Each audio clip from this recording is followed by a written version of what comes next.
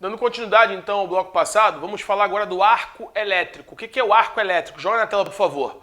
Ora, você vai encontrar em alguns lugares os chamados geradores e acumuladores de grande capacidade de alta tensão. Isso pode permitir que uma corrente elétrica salte em uma direção, de uma direção para uma outra, ou seja, de uma fonte condutora para uma fonte condutora mais próxima. Pode voltar para mim. Não sei se você já viu, em determinados lugares tem assim uma placa, não se aproxime, alta tensão. Aquilo ali é um local de acúmulo de grande quantidade de tensão elétrica. Quando você se aproxima, o seu corpo, eu já disse isso nos blocos passados, é um bom condutor elétrico. E haverá uma diferença de potencial. Ali há muita energia acumulada elétrica e no seu corpo uma quantidade muito menor de energia.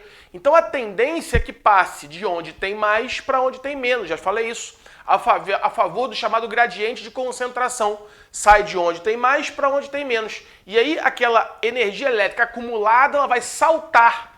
Vai saltar pelo ar, porque o ar é um bom condutor elétrico, formando o que a literatura chama de de arco elétrico. Então o arco elétrico é esse salto de uma fonte acumuladora que tem maior quantidade de eletricidade para uma fonte que se aproxima que tem menor quantidade de eletricidade, formando o conceito de arco elétrico. Joga na tela. O corpo humano, como disse, é um excelente meio condutor de eletricidade, porque tem água, sais minerais, diâmetro amplo, formando então o chamado arco elétrico. Ok, senhores? Dúvidas? Vamos em frente. Efeito Joule na sua tela, eu já falei, né? O que é o efeito Joule? É a transformação de energia elétrica em calor, podendo causar queimaduras de todos os graus. Primeiro, segundo grau, terceiro grau, quarto grau, que é a carbonização. Pode ser usado nas indústrias, nas residências, no comércio, na saúde. Ora, como é que você acha que você esquenta sua água no chuveiro elétrico? Pelo efeito Joule. Passa uma corrente elétrica, uma serpentina, que vai transformar aquela energia elétrica em calor. Aquela serpentina, que é um metal, vai ficar aquecido. A água passa por dentro daquele local que está aquecido, esquentando a água. É o chamado chuveiro elétrico, se beneficiando aqui do chamado efeito Joule. Ok? Muito bem. Ora, consequências aí do efeito Joule. O efeito Joule, transformação de energia elétrica em calor, pode gerar queimadura de todos os graus. Está aí, ó, uma queimadura de quarto grau. Mais uma vez, o camarada sobe lá para furtar fios, recebe uma descarga elétrica e por lá mesmo ele fica. Uma morte por eletropressão, já que a energia elétrica aí é uma energia elétrica industrial, artificial. Quando ele desce, você nota várias queimaduras de todos os graus, até mesmo de quarto grau, a carbonização, ok? E aqui, senhores, resistências corporais. Aqui é um momento interessante para que a gente possa trabalhar com essa fórmula aqui, ó, que eu falei nos blocos passados. V igual a RI, no qual V é a voltagem, R é a resistência à passagem da corrente medida em ohm, e I é a intensidade da corrente medida em amperes, ou seja, V igual a RI, como você pode ver aqui nessa tela. Ora, como é que a gente vai trabalhar isso aqui para você entender? Vamos lá. O que vai matar num choque elétrico? O que mata não é a voltagem, o que mata não é a resistência, o que mata é a intensidade da corrente. Então, se eu quiser calcular a intensidade da corrente, o I, que é medido em ampere, como é que eu faço nessa fórmula matemática? Eu isolo o I. Isolando o I, eu mantenho o V desse lado e passo o R para o outro lado na fórmula. Se ele está aqui multiplicando, ele vai passar dividindo. Então eu voltei essa fórmula matemática aí. V igual a RI. Pode voltar para mim. Importante que você note que existe uma relação matemática entre essas variáveis. Lembrando que o que vai matar não é a voltagem, o que vai matar não é a resistência, o que vai matar é a intensidade da corrente, é a amperagem. Então, senhores, existe uma relação direta entre voltagem e amperagem. Quanto maior a voltagem, maior é a amperagem. Agora, existe matematicamente falando uma relação inversamente proporcional entre resistência e intensidade da corrente. Joga na tela. Quanto maior a resistência, menor será a intensidade da corrente. Volta, por favor. Então, quanto maior a resistência à passagem da corrente, menor vai ser a intensidade daquela corrente. Quanto menor for a intensidade, menos lesiva ela vai ser. Na medida que eu disse que o que mata não é a voltagem. A voltagem pode ser alta. Se a resistência também for alta, a intensidade vai ser pequena. Então, você imagine, por exemplo, joga na tela, vamos imaginar uma corrente de 10.000 volts.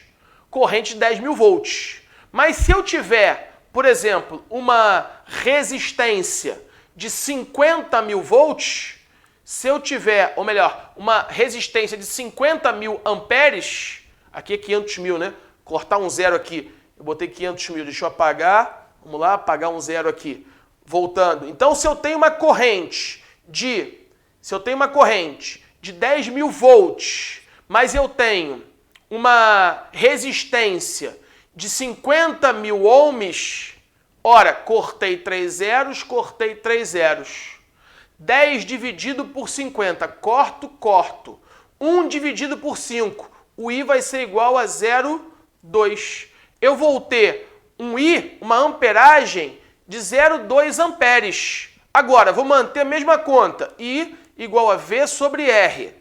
Vou manter a mesma voltagem, 10.000 volts. Agora, vou diminuir a resistência. A resistência, em vez de ser 50.000, vamos imaginar que a resistência agora passe para 5.000 ohms. 5.000 ohms. Cortei 3 zeros, cortei 3 zeros. 10 dividido por 5, o I vai ser igual a 2. Perceba o seguinte, senhores. No primeiro caso, a corrente tinha uma amperagem de 2 amperes na letra A. Na letra B, a corrente tinha uma intensidade de 0,2 amperes na letra A. E na letra B, de 2 amperes.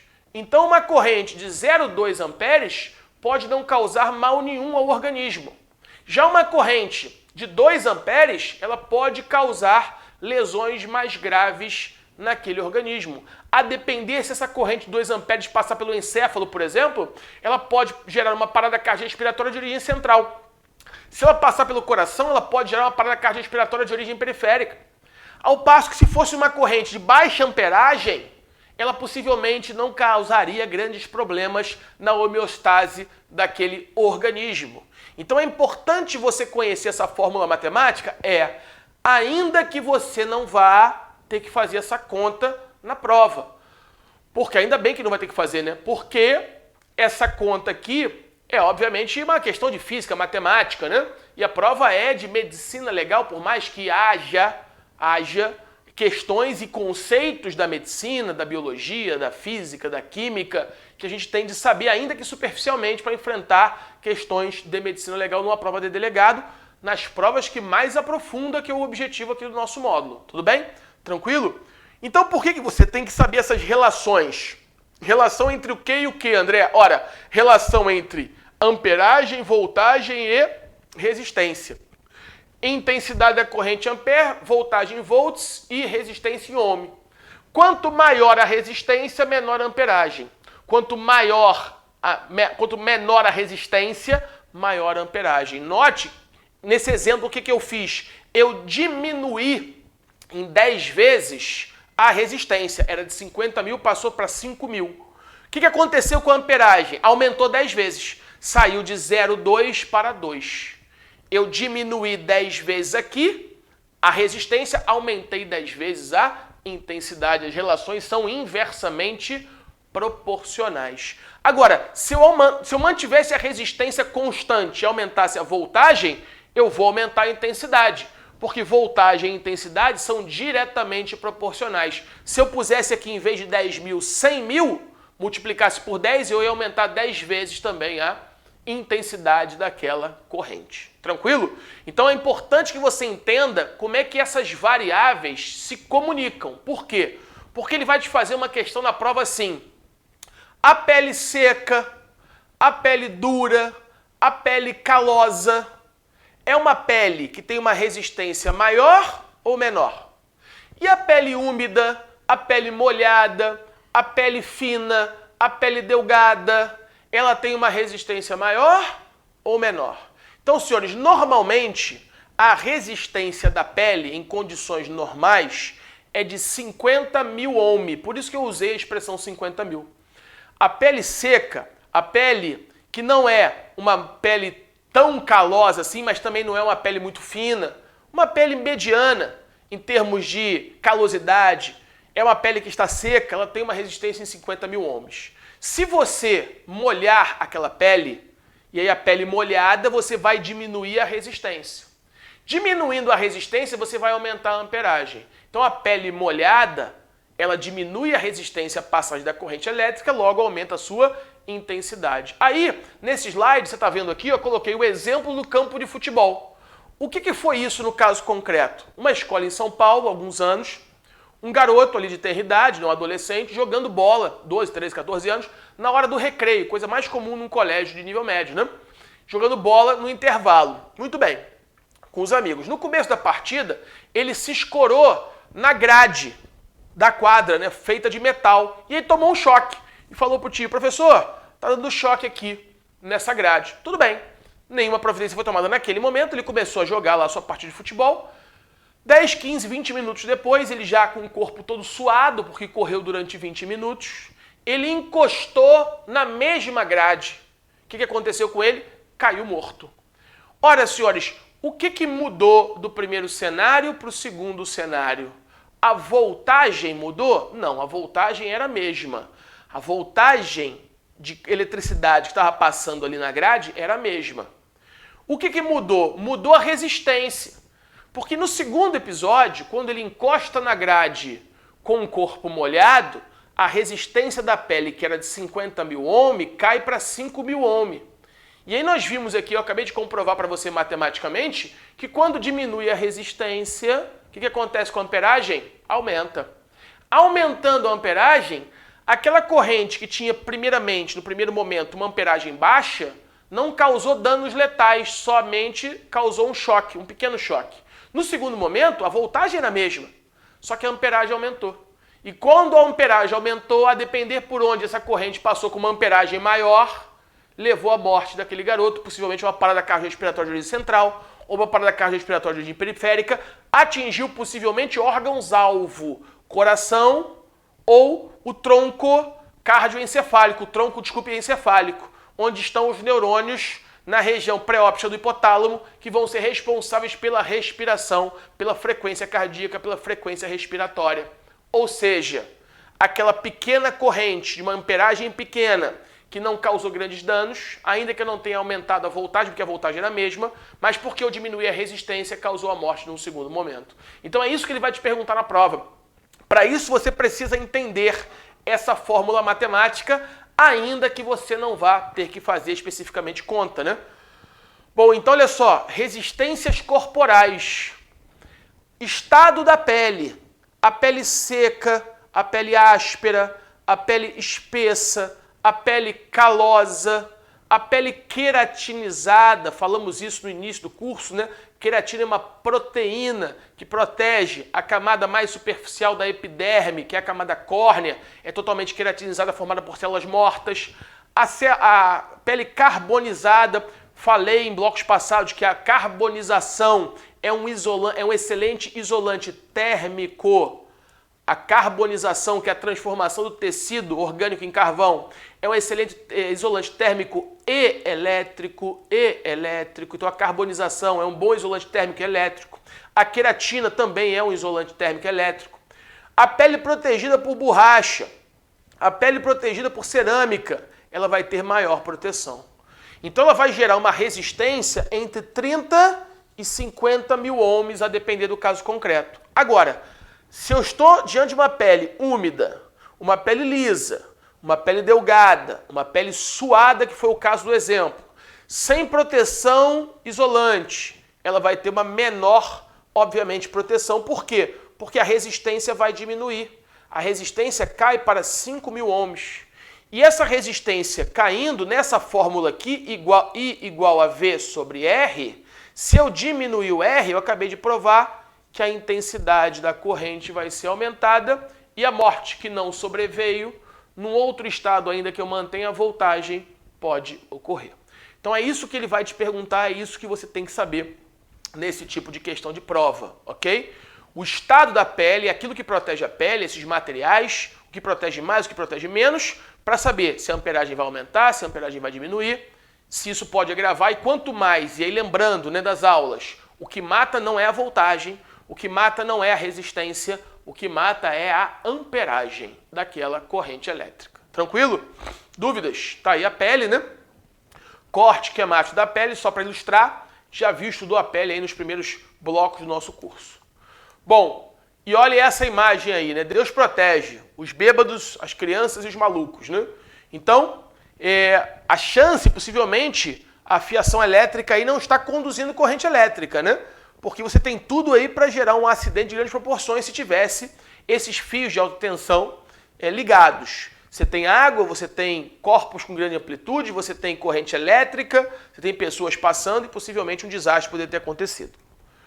Outra questão que costuma cair em prova para delegado é a seguinte: quando há uma ligação entre mim e a corrente elétrica, essa ligação entre mim e a corrente elétrica pode ser uma ligação em série ou uma ligação em paralelo. E ele vai te perguntar, se eu receber uma descarga elétrica numa ligação em série, isso aqui, essa imagem que você está vendo aqui atrás, é do livro do professor Higino. Se eu receber uma descarga elétrica ligada à corrente elétrica em paralelo, isso é pior ou melhor? É mais grave ou menos grave do que se eu estiver ligado à corrente elétrica em série? Então joga na tela, por favor. Associação em paralelo. Quando eu me associo em paralelo, aqui vem a corrente elétrica, ó, pelo fio condutor. Aqui vem a corrente elétrica. Só que quando chega aqui, parte da corrente elétrica segue para o número 1 e parte da corrente elétrica desce para mim. Significa dizer que na ligação, note bem, na ligação em paralelo com a corrente elétrica, eu recebo apenas parte da corrente elétrica. Eu não recebo toda a corrente elétrica. Recebe a corrente elétrica conforme a resistência. Então, ó, eu não recebo toda. Então, na corrente em paralelo, eu vou receber parte da corrente elétrica. Paralelo começa com P. Parte também começa com P. Talvez isso ajude você a lembrar na hora da prova qual das duas é melhor. Se você recebe parte, você não está recebendo toda. Então, em termos de lesão, mantidos inalterados os demais fatores, isso é potencialmente menos lesivo do que uma ligação em série. Porque na ligação em série, note bem, joga na tela. Na ligação em série, eu recebo toda a corrente. Ora, note que o fio arrebentou, ó, o fio arrebentou. Então, eu segurei no fio, ó, e toda a corrente veio para mim, ó. Toda a corrente entrou no meu corpo. Então, na ligação em série, como está aí no exemplo, faltou o acento aqui, na ligação em série, eu recebo toda a corrente elétrica, cotejando com a ligação em paralelo. Em paralelo, eu recebo parte, na ligação em série, eu recebo toda a corrente. E qual é o perigo de eu receber uma corrente elétrica? É ela passar por aquilo que a literatura chama de órgãos nobres, órgãos-alvo, que são órgãos sem os quais, com uma lesão, a morte pode sobrevir imediatamente, que é o encéfalo, principalmente o encéfalo e o coração. Encéfalo, cérebro, cerebelo, ponte, bulbo e o mesencéfalo. Ou seja, o encéfalo é dividido em cérebro, cerebelo, ponte, bulbo e mesencéfalo. Então, senhores, lesões nesses órgãos ou no coração podem gerar a morte instantânea. Então, se uma corrente elétrica atinge o encéfalo, atinge o coração, o risco de morte aumenta bastante. Joga na tela. Maior perigo das lesões nos órgãos mais nobres, né? Encéfalo, cérebro, tronco cerebral, que é a ponte e o bulbo, no nervo vago, no coração, na musculatura intercostal. Nós temos 12 costelas de um lado, 12 costelas do outro. Entre as costelas, nós temos o espaço intercostal. Nesse espaço intercostal, nós temos uma musculatura, músculos intercostais. Então, nesses músculos intercostais, se a corrente elétrica passa por aqui, e essas células dos músculos, as células musculares, elas são conduzidas por corrente elétrica. Ora, como é que o músculo faz para contrair e faz para relaxar?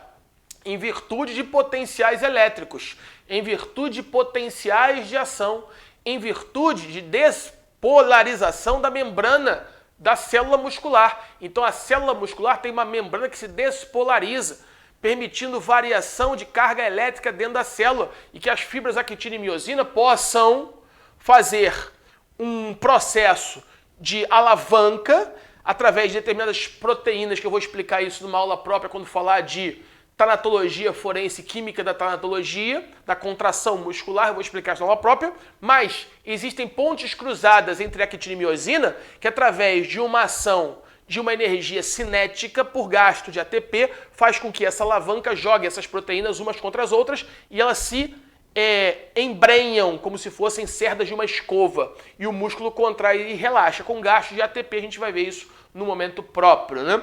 Tem um processo complexo, eu vou explicar numa aula própria. Mas eu estou te mostrando que tudo isso é a base de gasto, é a base de energia elétrica.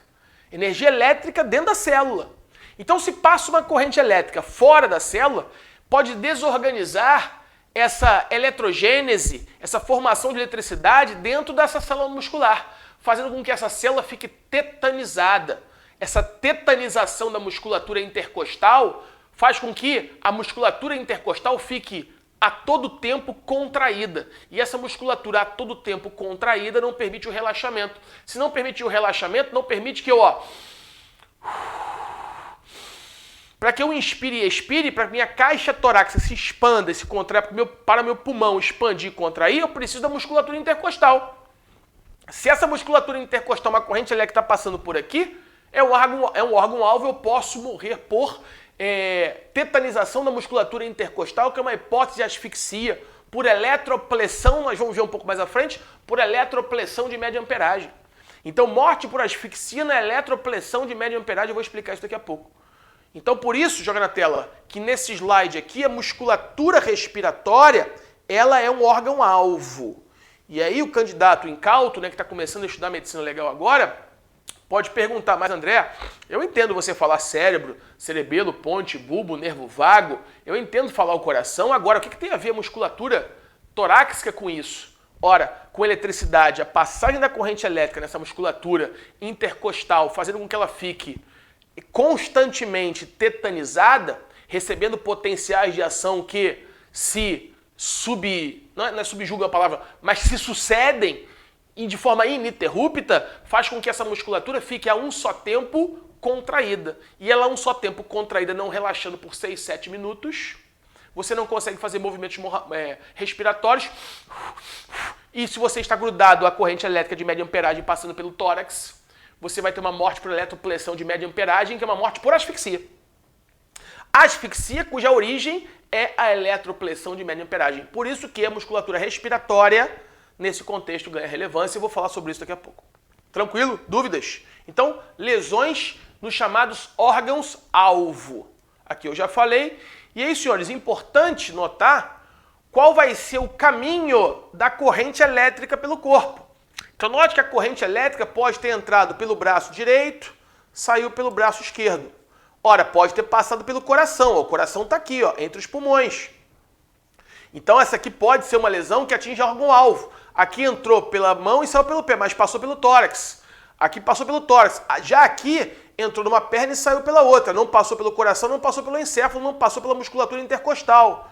Então, as chances podem variar de essa corrente elétrica ao passar pelo corpo causar a morte ou não, a depender do órgão pelo qual ela passe. Ok? Tranquilo? Então, o percurso da corrente elétrica nesse contexto vai ser importante. Ora, aqui é a corrente elétrica, como eu falei há pouco, né? Esse slide mostra exatamente o que eu falei. Espasmo da musculatura. A morte vai se dar por asfixia, por eletropressão, energia elétrica de média amperagem. Então, uma corrente elétrica que passa pelo tórax, fazendo a tetanização dessa musculatura, pode gerar uma morte por asfixia, por eletropressão de média amperagem. Se alguém não tirar, não desligar, o problema é que alguém que quer salvar o cara vai lá e encosta nele. Aí a corrente, ela é tentando tirá-lo, a corrente elétrica passa para quem encostou. Aí o outro encosta e começa a, de alguma forma, ser transportada ou ser reproduzida em todos aqueles que encostam, né? E aí não consegue muitas vezes salvar. O que deve fazer? Deve ir lá no disjuntor e desligar a força. É a melhor maneira de salvar, ou então chamar o bombeiro, que é o especializado para fazer isso. Se der tempo, né? Porque se ficar nessa situação aqui por 4, 5, 6 minutos, a morte vai sobrevir por eletropressão de média amperagem. Ok? Muito bem. Vamos em frente. Aqui, ó, olha o que eu acabei de falar, né? Os espaços intercostais. Então, nós temos 12 costelas e 11 espaços intercostais. Nesses 11 espaços intercostais, nós vamos ter musculatura. Se essa musculatura sofrer tetanização dessa musculatura, ela vai ficar a um só tempo, de forma ininterrupta, contraída, em estado de contração. Se ela ficar de forma ininterrupta em estado de contração, você não consegue fazer os movimentos de contração e relaxamento. Se não consegue, não faz expansão e retração do pulmão, você não consegue realizar as trocas gasosas. Se não conseguir realizar as trocas gasosas pela expiração e pela inspiração, a morte vai se dar por asfixia, por eletropressão de média amperagem. Essa questão cai muito em prova de concurso para delegado. Então fique atento para isso. Tranquilo? Muito bem. E aí, senhores, outro ponto importante é a gente lembrar que uma energia elétrica de baixa voltagem até 220 volts. Média voltagem, 1.200 volts. Alta voltagem, acima de 1.200 volts. Então, uma corrente de 10.000 volts, como eu falei, é uma corrente de alta voltagem. Mas lembrando que o que vai matar não é o volt. Eu posso ter uma voltagem de 10.000 volts. Se eu tiver uma resistência de 50.000, já fiz essa conta. O que vai acontecer com a amperagem? A amperagem vai ser baixa, vai ser de 0,2, né? Ou seja, 1 dividido por 5, 0,2 amperes. Então, note que a amperagem vai ser baixa, ainda que a voltagem esteja alta.